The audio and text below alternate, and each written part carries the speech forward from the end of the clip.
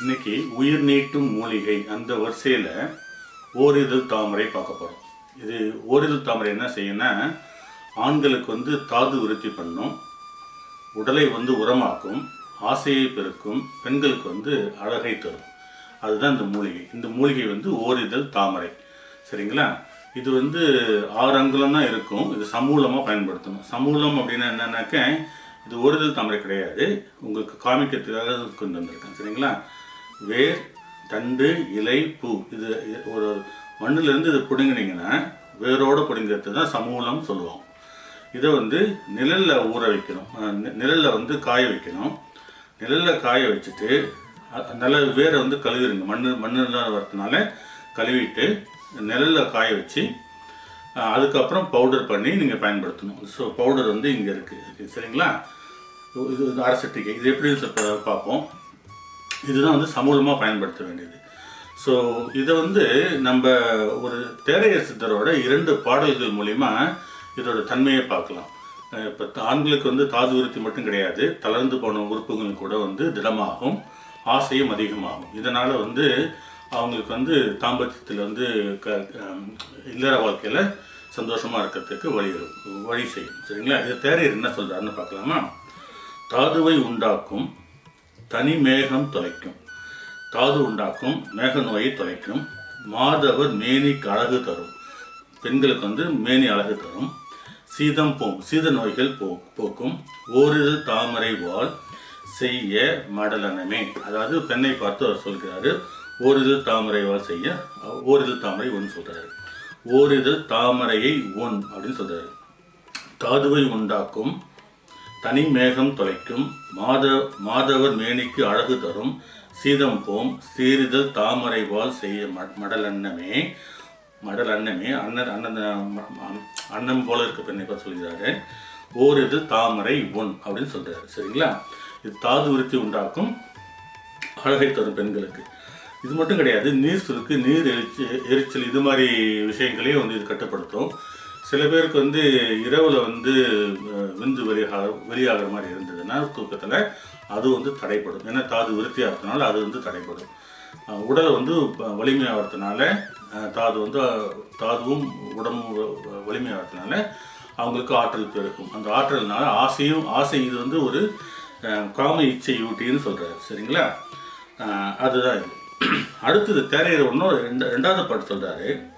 இது குறிப்பாக திருமணம் ஆக போகிற ஆண்களுக்கும், அல்லது திருமணம் ஆகி இல்லற வாழ்க்கையில் சந்தோஷமாக இல்லாத ஒரு ஆண்களுக்கும் அவர் இன்னொரு பாடல் சொல்கிறார் பாருங்களேன். காலை வயதில் கெட்டவனும் ஓரிதழ் தாமரை கண்டவுடன் நாளைக்கே செய் மனம் என்பான் நலிந்தோர்க்கெல்லாம் நண்பன். இப்போ இந்த பாட்டு புரியுதுன்னு நினைக்கிறேன் உங்களுக்கு, இல்லையா?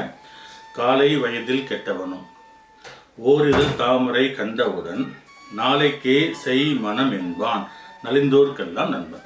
அதாவது என்ன சொல்ல வர்றாருன்னா, ஆண்களுக்கு இந்த ஜனேந்திரிய உறுப்புகள் அதாவது ஆண் குறி தளர்ந்து இருந்தாங்கன்னா இதை இந்த ஓரிதழ் தாமரையை ஒரு வேளையோ 2 வேளையோ வயதுக்கு ஏற்ற மாதிரி சாப்பிட்டுட்டே வந்தீங்கன்னா, எவ்வளோ சாப்பிட்றதுன்றது இப்போ செஞ்சு காமிக்க போகிறேன். அதை சாப்பிட்டுட்டே வந்தீங்கன்னா தளர்ந்த உறுப்பை தடிமனாகும், வளம் பெறும். அதனால் உடனே இந்த சொல்கிறாருங்களேன், காலை வயதில் கெட்டவனும் ஓரிதழ் தாமரையை கண்டவுடன் நாளைக்கே செய் மனம் என்பான் நலிந்தோர்க்கெல்லாம் நண்பன். ஸோ எவ்வளோ ஒரு வலிமையான ஒரு செய்தியை தேரையர் அழகாக சொல்லியிருக்காரு பாருங்க. ஓகேங்களா? ஓகே. இதுக்கப்புறம் இது இது எப்படி சாப்பிட்றதுன்னு பார்த்துக்கலாம். இது திருமணம் ஆனவர்கள்லேருந்து தான் ஆரம்பிக்கணும்.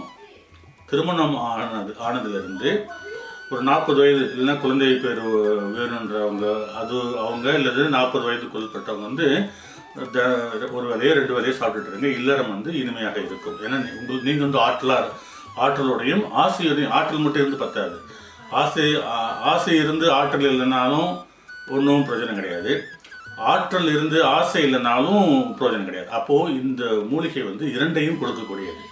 உங்களுக்கு தாதுவை விருத்தி செய்து உடலை உறுதியாக்கி ஆசையும் பெருக்கிறதுனால இது வந்து சிறந்த மூலிகை ஆண்களுக்கு. அதே நேரத்தில் பெண்களும் இது கண்டிப்பாக சாப்பிட வேணும். ஏன்னாக்க இது உடல் உரமாக்கினா ஆண்களுக்கு மட்டும் கிடையாது, பெண்களும் வந்து உடல் வந்து வலிமையாக இருக்கும். அதே மாதிரி அவங்களோட அழகு வந்து மேன்மைப்படும், அழகை தரும் சொல்லியிருக்காரு. சரிங்களா?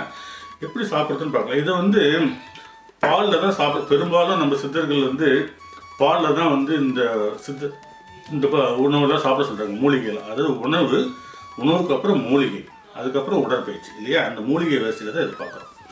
சித்தர்கள் வந்து 100கணக்கான மூலிகைகள் வந்து இருந்தாலும் 108 மூலிகைகள் வந்து கற்ப மூலிகைகள்னு சொல்கிறாங்க. சரிங்களா? கற்ப மூலிகை. அந்த கற்ப மூலிகையை வந்து நம்ம வள்ளலார் என்ன சொல்கிறாருன்னா, அதுலேருந்து ஒரு 5 ஞான மூலிகைகளை கொடுக்குறாரு, கசலாங்கண்ணி உட்பட.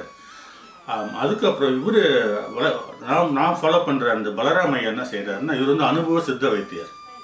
இவர் அந்த கற்பக மூலிகை 108 இருந்து ஒரு 36 மூலிகை வந்து எடுத்திருக்காரு. இது வந்து நம்ம உயிரை வந்து நீட்டக்கூடிய மூலிகைகள், உயிர் நீட்டும் மூலிகைகள். அதனால் 36 மூலிகை, இந்த 36 மூலிகையை நம்ம ஒன்று ஒன்றா பார்த்துட்டு வருவோம். ஒவ்வொன்றுக்கும் ஒவ்வொரு சிறப்பு பயன் இருக்குது. இதில் வந்து விந்து கட்டுதல், விந்து தடிமனாகுதல், பெண்களுக்கு மற்ற விஷயங்கள் எல்லாமே, இதயத்துக்கு எல்லாத்துக்குமே இது பார்க்க போகிறோம். இதுதான் வந்து இந்த உயிர் நீட்டும் மூலிகைன்ற அந்த தலைப்பில் வந்து நம்ம இந்த தொடரை பார்க்குறோம். சரிங்களா? இப்போது பாலில் தான் எல்லா சித்தர்களும் சாப்பிட சொல்கிறாங்க இந்த மருந்துகளை. காரணம் வந்து அந்த காலத்திலே இல்லை, ஈவன் அந்த காலத்தில் சொல்கிறதுக்கு பதிலாக ஒரு 20-30 வருடங்களுக்கு முன்னால் கூட நம்ம வீட்டில் வந்து பால் வந்து சுத்தமான பாலாக இருந்தது. ஏன்னா இப்போ நான் அங்கே இருக்கும் போதெல்லாம் பார்த்தீங்கன்னா 25-30 வருடங்களுக்கு முன்னாடிலாம், 40 வருடங்களுக்கு முன்னாடி மாடு, எங்கள் வீட்டிலே மாடு இருந்தது, மாடு கறப்போம், வந்து வாங்கிட்டு போவாங்க. அதே மாதிரி மாடு இல்லாதப்போ எங்கள் தெருவில் இருக்க மாடு வச்சுருக்கவங்க வந்து பால் கறந்து கொண்டு கொடுத்துட்டு போவாங்க. அப்போ வந்து பால் வந்து எங்கேருந்து வருது, யார் கொடுக்குறாங்கிறது வந்து தெளிவாக இருந்தது. அப்போ வந்து ஒரு பிரச்சனை இல்லை. அந்த பால் நம்ம சாப்பிட்டு வந்து ஒரு மனமாகவும் தெம்பாகவும் இருக்கிறது நம்ம உணர முடிஞ்சது. இப்போ வந்து பால்ன்றது வந்து கொஞ்சம் கேள்விக்குறியாக இருக்கிறதுனால, அது இல்லாமல் பால் இப்போ நிறைய பேருக்கு வந்து ஒத்துக்கொள்ளாமல் இருக்கிறதுனால இப்போ அதையும் நம்ம அவாய்ட் பண்ணுறது நல்லது. அதனால் பாலில் தான் சாப்பிடணும்னு அவசியம் கிடையாது. நீங்கள் நான் சாப்பிட்ற முறை என்னென்னா, இது வந்து ஒரு 1/4 தேக்கரண்டி. இப்போ இன்னொரு சாப்பிட்றதுக்கு முன்னாடி இது எல்லா வயதிலும் சாப்பிட்லாம். 50 வயது, 60 வயது, 65 எல்லா வயதிலும் வந்து சாப்பிட்லாம். இப்போ சாப்பிட்றதுனால வந்து அவங்க உடம்பு தெம்பாகும். உடல் வந்து வயதான மாதிரி, அந்த வயது வந்து ஒரு நம்பர் தான் இல்லையா? உடலுக்கு வேணால் வயதாகலாம், ஆனால் மனது வந்து இளமையாக இருக்கும். ஏன்னா உங்கள் உடம்பு தெம்பு இருக்குது, ஆசை இருக்குது, அதனால் வந்து இளமையாக இருப்பீங்க. அதுதான் வந்து அடிப்படை காரணம். சரிங்களா? சரி, இப்போ தண்ணியில் சாப்பிட்டா போதும். இது 1/4 டீஸ்பூன் இது போட்டுட்டு தண்ணி, இது வெந்நீர், இது கொதிக்கலாம் வைக்க தேவையில்லை. வெந்நீர், சாதாரண வெந்நீரில் கொஞ்சோண்டு கலந்துட்டு ஒரு ஸ்பூன் போட்டு இது பண்ணணும். இது செய்யும் போதே பாருங்கள், உங்களுக்கு வந்து இந்த தண்ணி வந்து வளவளப்பு தன்மையாக மாறும்.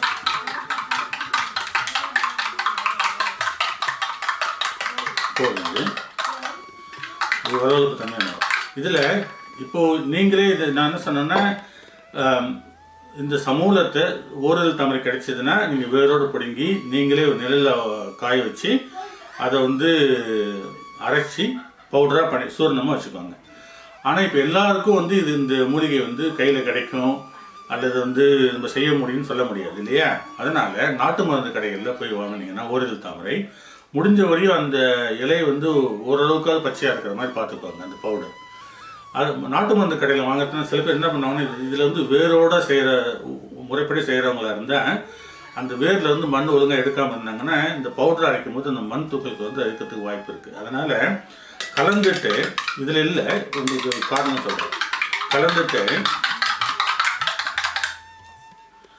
கொஞ்ச நேரம் வச்சுருங்க. கொஞ்ச நேரம் வச்சுட்டிங்கன்னா அந்த மண் தூக்கலுக்கு ஏதாவது இருந்ததுன்னா அது வந்து தண்ணிக்குள்ளே வந்து அமைங்கிடும். அதுக்கப்புறம் நீங்கள் மேலே குடிக்கலாம். இது ஒரு வேளை குடிச்சிங்கன்னா போதும். ஸோ 50 வயது கடந்தவங்க வந்து ஒரு வேளை குடித்தா போதும். எல்லா வயதினரும் ஒரு வேளை குடித்தா போதும். 2 வேளை குடிக்கணும்னு அவசியம் இல்லை. ஏன்னா இது 2 வாரம் நீங்கள் வந்து வயதானவர்கள் வந்து 50 வயது கடந்தவர்கள் வந்து இதை பரீட்சை பற்றி பார்க்கணும் அப்படின்னு நினச்சிங்கன்னா 2 வாரம் இதை வந்து ஒரு வேளை காலையிலையோ அல்லது இரவோ ஒரு வேளை ஒரு 1/4 டீஸ்பூன் சாப்பிடுங்க. இந்த மாதிரி தண்ணியில் கலந்து சாப்பிடுங்க. சாப்பிட்டுட்டு அந்த 2 வாரத்துக்கு வந்து நீங்கள் வந்து தேக சுகம் இல்லாமல் இருந்தீங்கன்னா நல்லது.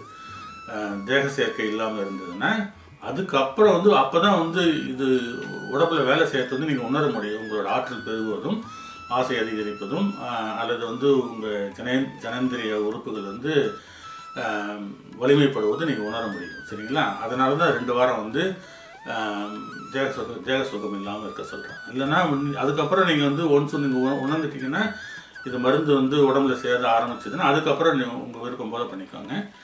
இப்போ வந்து இப்போது இந்த தண்ணி பாருங்கள் வளன்னு ஆகிடும். புரியுதுங்களா? இது வந்து வளன்னு இருக்குது. இது வந்து இதுக்கு நீங்கள் கற்கண்டோ தேனோ எதுவும் தேவையில்லை. அழகாக குடிக்கிறது. கசப்பு தன்மை இல்லை.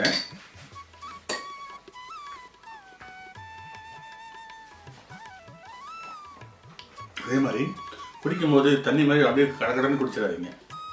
உமிழ் நீரில் கலந்து கொஞ்சம் தான் நான் பண்ணியிருக்கேன். ஆனால் ஒரு 1/4 டீஸ்பூன் தான் போட்டிருக்கேன். அதை வந்து ஒரு முழுங்காக குடிங்க. அந்த குடிக்கும் போது வந்து அந்த உமிழ் நீரில் நல்லா கலந்து அதுக்கப்புறம் குடிங்க. அப்போ வந்து செரிமானம் இதுலேயே ஆகிடும்.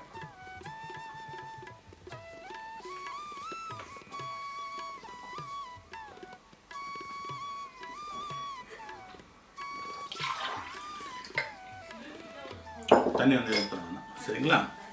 ஸோ இதுதான் வந்து உயிர்நீட்டு மூலிகையில் இன்றைக்கி உங்களுக்கு சொல்லணும்னு விரும்பினது. நான் இது மாதிரி 36 மூலிகைகள் இருக்குது. இது இல்லாமல் வந்து ஒரு சரவண சூரணம் சொல்லிட்டு ஒரு 6 சூரணங்கள். அது வந்து ஒவ்வொன்றா வந்து அடுத்த வீடியோவில் பார்ப்போம். அது என்ன செய்யணுனாக்க விந்துவை வந்து கட்டக்கூடிய தன்மைகள் உள்ளது. இப்போ வந்து விந்து முந்துதலுக்கு வந்து மெயின் காரணம் வந்து பல காரணங்கள் இருக்குது. அதில் முதலான காரணம் வந்து விந்து வந்து கட்டியாக இல்லாமல் நீர் மாதிரி இருக்கிறதுனால தான் விந்து வந்து முந்துது சீக்கிரத்தில். அப்போ அந்த விந்துவை வந்து நம்ம கட்டுத்தன்மை ஆக்கிட்டோன்னு வச்சுக்கோங்களேன். அதுக்கப்புறம் வந்து உணர்வுகளை எப்படி கட்டுப்படுத்துன்றது அதை நான் தனியாக பார்ப்போம். அப்போ வந்து உணர்வுகளை குறைச்சி விந்துவை கட்டுப்படுத்திட்டா தேக சேர்க்கையில் வந்து நீண்ட நேரம் வந்து இருக்க முடியும் நீங்கள். சரிங்களா? விந்து வந்து முந்து நம்ம வந்து தவிர்த்துக்க முடியும். இதுக்கெல்லாம் கை கண்ட மருந்தாக வந்து சித்தர்கள் வந்து நிறைய மூலிகைகள் வந்து கொடுத்துருக்காங்க.